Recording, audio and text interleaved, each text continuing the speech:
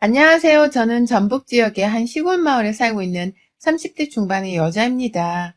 부산에서 태어났고 서울에서 쭉 학교와 직장을 다니다가 남편을 만나서 결혼하게 되며 지금 사는 지역으로 처음 이주를 해오게 된 이방인이기도 합니다. 쭉 도시에서 사람들과 얽혀 지내면서 분주하게 살아왔던 제가 남편의 사업 때문에 결혼과 동시에 어쩔 수 없이 외진 지역으로 와서 살게 되며 낯설었던 것이 참 많았어요. 그게 벌써 3년 전인데 처음에만 하더라도 주변에 친구 하나가 없어서 정말 힘들더라고요. 혼자 있는 시간을 좋아하는 편이긴 했으나 자발적으로 혼자 시간을 보내는 것과 강제적으로 혼자 시간을 보내며 느끼는 감정은 천차만별이었습니다. 그나마 제 또래의 남편이 제 옆에 붙어선 친구처럼 말동무를 해주어 다행이긴 했지만요. 남편도 대부분의 시간을 일하는데 쏟아붓는 바람에 주말이나 늦은 저녁이 아니고서는 오붓한 데이트 한 번 하기가 참 힘들었어요. 코로나 이후에는 그냥 집에서 영화 한 편을 보곤 하지만 코로나 이전에는 영화관 한 번 가는 것조차 정말 오래 걸리고 또 번거로웠었죠. 도심의 시끌벅적한 환경에서 벗어나 자연 친화적인 것들이 다 평안스럽고 좋기도 했지만 저는 쭉 도시에서 나고 살다 보니 갑작스럽게 조용해진 이 환경에 적응을 하기가 은근히 쉽지 않았습니다. 과일 장사를 하기 위해서 굳이 시골 지역에 땅을 사서 내려온 남편도 저만큼 처음에는 적응하는 걸 힘들어하긴 했어요. 다행히 일이 금방 바빠진 덕분에 일을 하면서 외로움을 잊어버린 케이스이긴 하지만요. 그래도 둘이서 살다 보니 낯선 곳에서 여행자가 된 듯한 설레는 신혼을 보낼 수는 있었습니다. 해외로 이민을 간다면 딱 지금 우리의 상황이 아니겠나 싶었을 만큼 온 사방에 이방인으로 가득했던 시골 마을에서의 삶은 나름 짜릿한 것들도 있었죠. 장점과 단점을 번갈아 느껴가며 조금씩 적응을 해나가고 있었고 그 과정이 어려웠지만 마냥 쉽지만 않았습니다. 시부모님이 합가를 위해 저희가 사는 집으로 이사를 들어오게 되면서는 사소한 것들 하나도 다 어려워지기 시작했습니다. 타지에서 우리 친정 부모님을 모시는 것도 만만찮을 텐데 제 부모가 아닌 시부모님을 갑자기 합가한다고 들어오니 저로선 많은 것들이 달라 보이고 불편할 수밖에 없었어요. 시부모님의 합가 얘기는 사실 결혼하기 전부터 나오고 있었어요. 서울에서 쭉 사셨던 시부모님은 시아버지가 다니시던 회사에서 정년퇴직을 하고 난 후 딱히 일자리라고는 할 것이 없어서 늘 돈 걱정이 많은 분들이셨죠. 국민연금이 나오려면 아직 몇 년이 더 남았는데 시아버지의 정년은 너무 일찍 찾아왔고 시어머니도 딱히 일자리라는 걸 가져본 적이 없는지라 온전히 평상시 쓰는 생활비는 그동안 모아놨던 월급 통장에서 꺼내다 썼고 자식들이 주는 용돈에 겨우 숨을 트이며 사시는 정도였어요. 그 중에서 가장 많은 용돈을 드리고 있던 자식은 첫째 아들이었던 저희 남편이었습니다. 가족한테 돈을 주는 문제는 제가 결혼을 하기 전부터 남편이 혼자서 책임을 지고 스스로 하고 있던 일이었는지라 제가 참견을 하지는 아니라 했습니다. 다만 부부가 함께 돈을 모으는 처지가 된 이상 사소한 지출이라도 말은 해달라고 남편이랑 미리 상의를 했었고 그래서 그 후 남편은 다달이 시부모님께 빠져나가는 용돈부터 시작해서 추가로 나가는 부모님 병원비나 기념일 비용 등을 빠짐없이 제게 말해줬죠. 그럼 저는 아무 토를 달지 않은 채 그냥 그런 지출이 있었다는 것을 인지하기만 했고요. 그러다 거의 결혼과 동시다발적으로 남편의 시골 마을 이주가 결정이 되었고 순식간에 저희가 지역을 이동하게 되면서 시부모님이 슬슬 합가 얘기를 꺼내시더라고요. 이미 결혼하기 전부터 새 가족이 된 이상 친해져야 할 시간이 필요할 텐데 우리가 그냥 같이 살면 안 되겠니? 라면서 자기 집으로 그냥 신혼을 들어와 살라고 말씀을 하신 적이 있었어요. 시어머니가 남편에게 미리 말씀도 안 하신 채로 제 앞에서 처음으로 이런 말씀을 진지하게 하는 바람에 저뿐만 아니라 제 남편이 더 당황해하면서 왜 그런 얘기를 미리 상의도 없이 라며 바로 딱 잘라 거절을 했습니다. 덕분에 저도 추가 거절 의사를 밝히는데 조금은 용기를 가질 수 있었죠.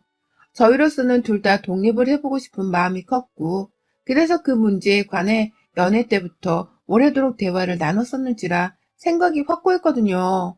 시골로 이사를 갈 때에도 학교를 당장 고민하기보다는 당장의 사업을 키우고 시골 마을에서의 적응을 하는 게 우선이라면서 학교를 거부할 의사를 분명히 밝혔고요. 하지만 어머님께서는 참 주기적으로 연락을 해오셨어요. 제가 아니 남편에게 말입니다.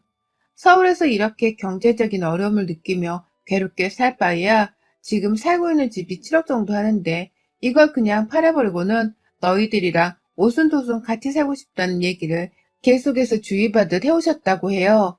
그러니 남편도 처음에는 안 된다고만 하다가 부모님이 서울에서 돈에 쪼들려 하며 힘들어하는 것을 그만 보고 싶다고 걱정을 하기 시작했고, 또 시부모님이 사는 집을 팔면 7억 정도가 나오는데 그걸 죄다 우리 부부한테 주려고 하신다면서 마음을 흔들려 하더라고요. 그런 남편의 심정 변화를 옆에서 보고 있던 저는 덩달아 불안해질 수밖에 없었습니다. 제게는 돈 7억보다 그냥 차라리 남편이랑 단둘이 살면서 하루라도 더 맘 편히 사는 게 훨씬 좋았으니까요. 하지만 불안함은 곧 현실이 되었고 남편은 시부모님의 집을 팔아버린 채 그 돈을 홀라당 받아먹으며 시부모님을 집에 들였어요.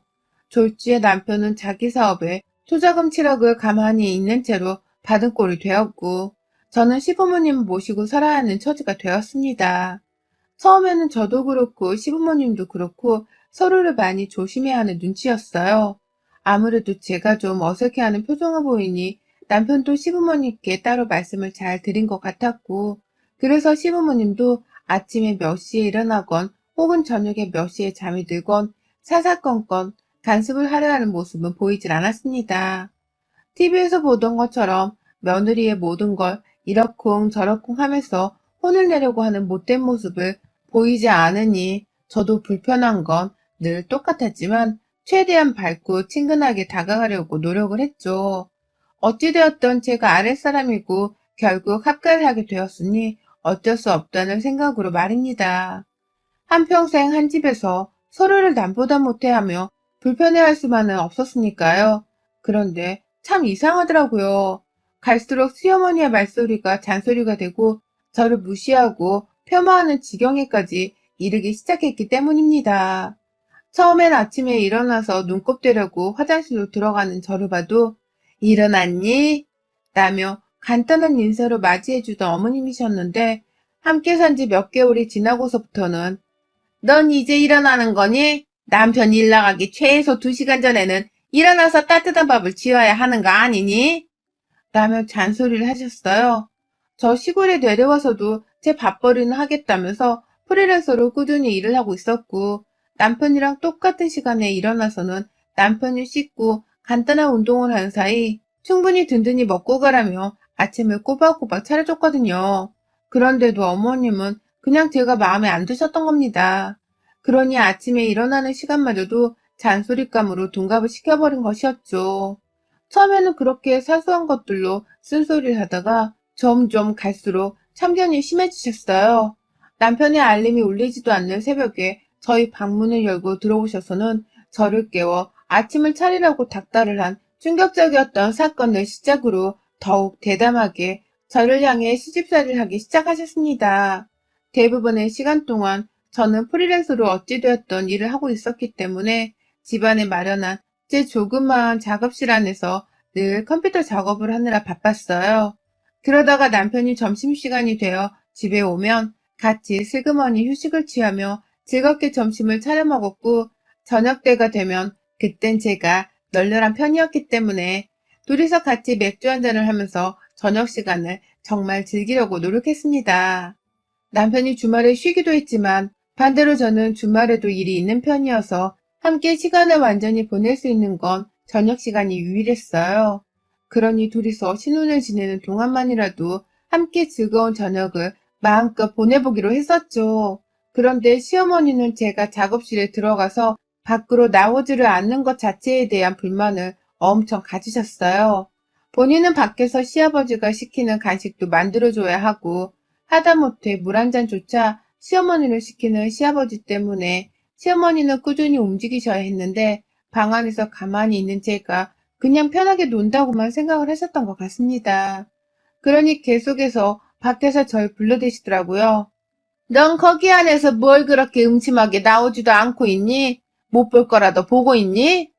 라면서 뻔히 일하고 있는 사람한테 못할 질문을 하며 좀 방 밖으로 나오라며 훈계질을 하셨고요. 언젠가부터는 시아버지가 물심부를 하면 야, 좀 나와봐 라면서 저를 불러내서는 네 시아버지 물 좀 가져다 드려 라고 하면서 시집살이를 시키셨습니다. 이게 시집살이가 아니면 뭐겠냐고요. 그러니 저는 일하느라 집중을 해야 하는 와중에 집중력이 흐트러지기까지 하며 시어머니의 시집살이를 받아야 했고 도로 사무실인 방 안에 들어가는 것조차 언젠가부터 눈치가 보이기 시작하대요. 그러니 제 일이 제대로 될 일도 없었고 시어머니를 향한 분노는 갈수록 쌓여만 갔죠. 하지만 이런 제가 감히 시어머니께 반항 한 번을 하지 못하고 살았습니다. 왜인 줄 아세요? 어머님이 그로부터 얼마 지나지 않아서 암 판정을 받으셨거든요. 위암 초기 말입니다. 소화불량에 어쩌다 구토 증상이 좀 있으신 바람에 남편이 모시고서는 병원을 찾았는데 뜬금없이 암 판정을 받게 되시면서 온 집안 분위기가 바뀌었어요. 처음엔 저를 향한 시집살이가 좀 심한 것 같다면서 시어머니를 나무라던 남편도 그때부턴 자기 엄마가 암에 걸리셨던 바람에 민감해져서 제게 시집살이를 시켰던 것 같다며 편을 들기 시작하더라고요. 초기라 수술을 하셨고 그 후로부터는 시어머니가 그 어떤 말을 하더라도 저 혼자 이해를 하고 받아들이라면서 오히려 절 나무라기 시작했고요. 당신이 이해해줘야지. 노인네가 다른 것도 아니고 암에 걸렸는데 얼마나 무서우시겠어. 그러니 무슨 말을 하시더라도 자기가 그냥 듣고 흘려. 당신도 힘들겠지만 우리가 좀 노력을 해보자. 우리는 가족이잖아. 라면서 저보고 성질을 좀 죽이고 살라고 말을 하니까 저도 뭐라 대답을 하기가 힘들었어요. 암 환자인 시어머니를 상대로 성질을 굽히지 않고서는 맞서 싸울 수가 없는 노릇이니 무슨 말씀을 하시더라도 그저 수긍을 하면서 받아들일 수밖에 없었죠. 하지만 이 기회를 시어머니는 너무나도 얍삽하게 잘 이용하셨습니다. 그렇게 소리를 지르시더라고요. 암 환자는 스트레스가 최악의 원인이고 또 몸에 나쁜 것이라면서 자신은 스트레스를 받지 않기 위해서 소리를 지르는 것이 최선이라며 저를 향해 그렇게나 소리를 질러대셨어요. 가장 심하고 또 크게 상처를 받았던 일들을 잠시 예시로 들려드리자면 하루는 다 같이 주말에 아침을 먹는데 제가 남편한테 오늘 뭐 하며 지낼 거냐며 물어본 걸 가지고서 소리내고 먹지 말라니까. 너 왜 이렇게 옆에서 네 남편한테 말을 시키냐. 입 좀 닥치고 먹어. 라면서 입 닥치라고 소리를 지르더라고요. 저 그때 진짜 울 뻔했습니다. 우리 엄마도 밥상머리에서 저한테 그렇게 소리 지르며 험한 말을 하신 적이 없는데 왜 남의 집 귀한 딸한테 닥치라고 소리를 지르나 싶어 말이죠. 그건 좀 심하다 싶었는지 남편도 엄마 진정해. 그냥 물어본 거잖아.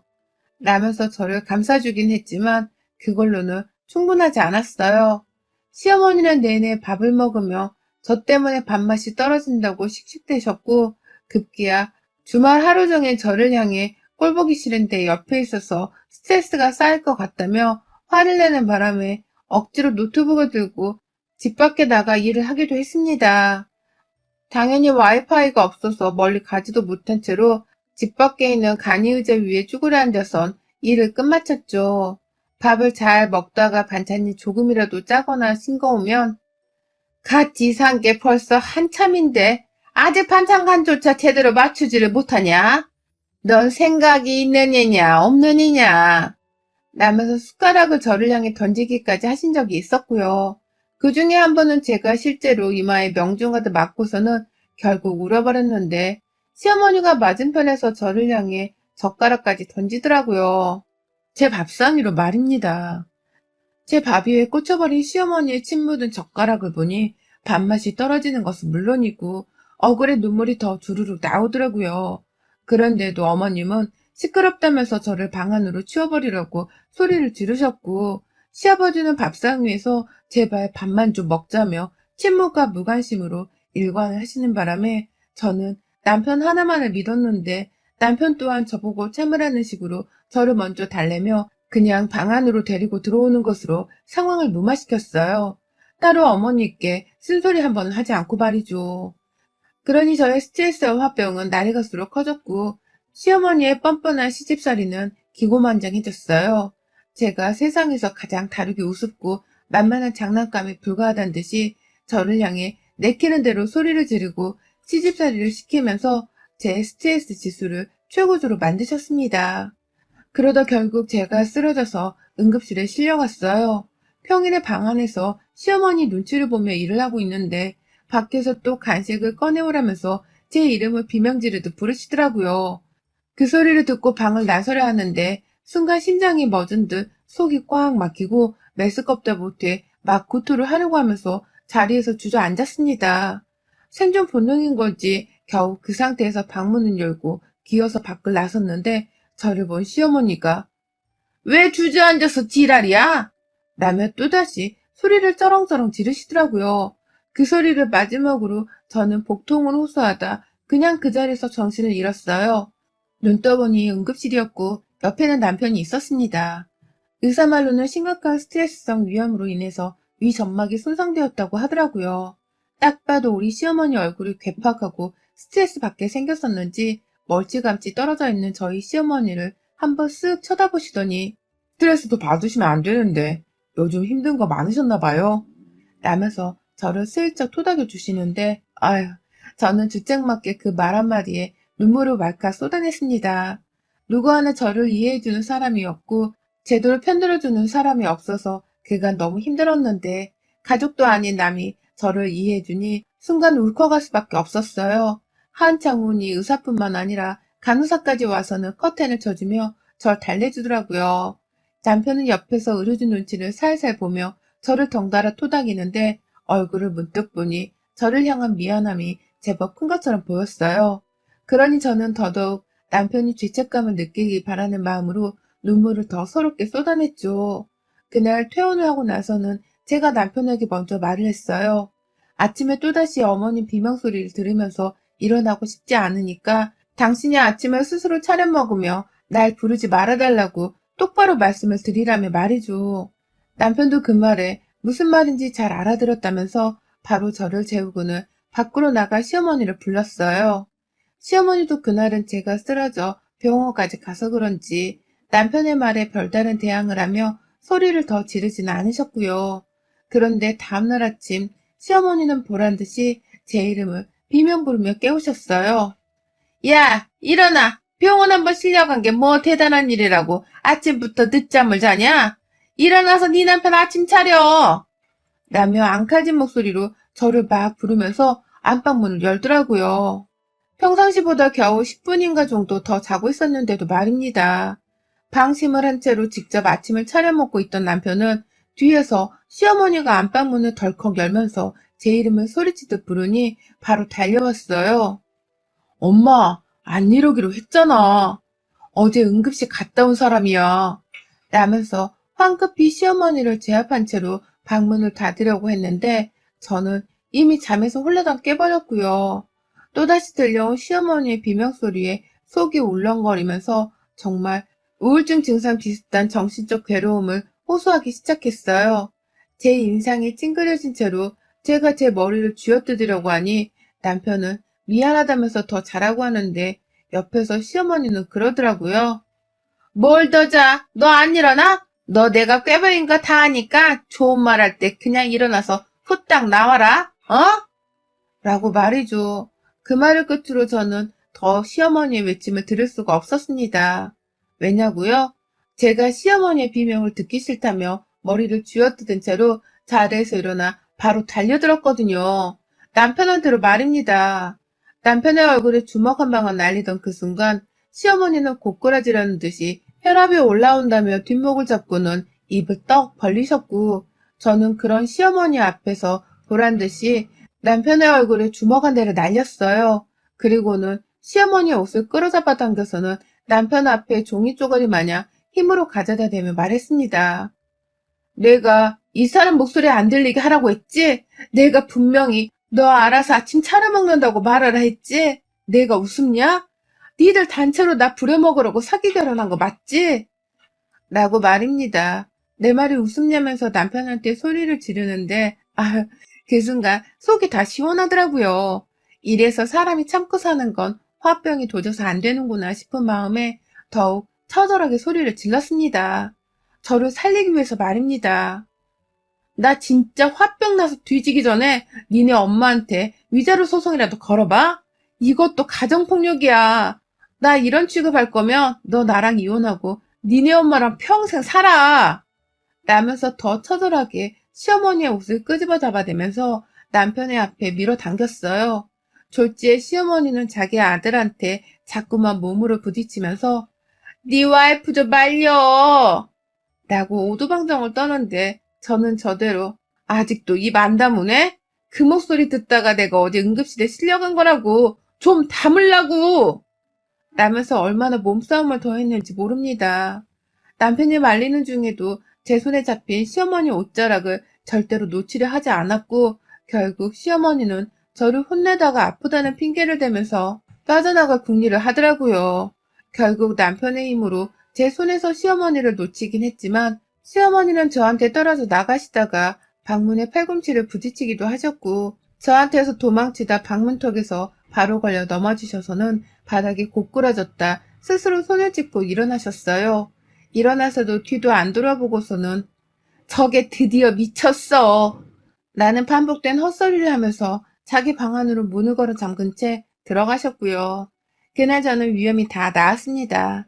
시어머니께 소리 몇 번 지르고 그곳을 끌어잡아 당기며 반항을 했을 뿐인데 속 안에 묵은 억울함이 탈탈 다 털려나간 듯이 개운해지는 듯한 기분이 들더라고요. 방 안에서 나오지를 못한 채 문을 잠그고 들어가 있는 시어머니의 꼴을 상상하니 속으로 웃음이 나오기도 했고요. 그래서 가만히 내버려 뒀어요.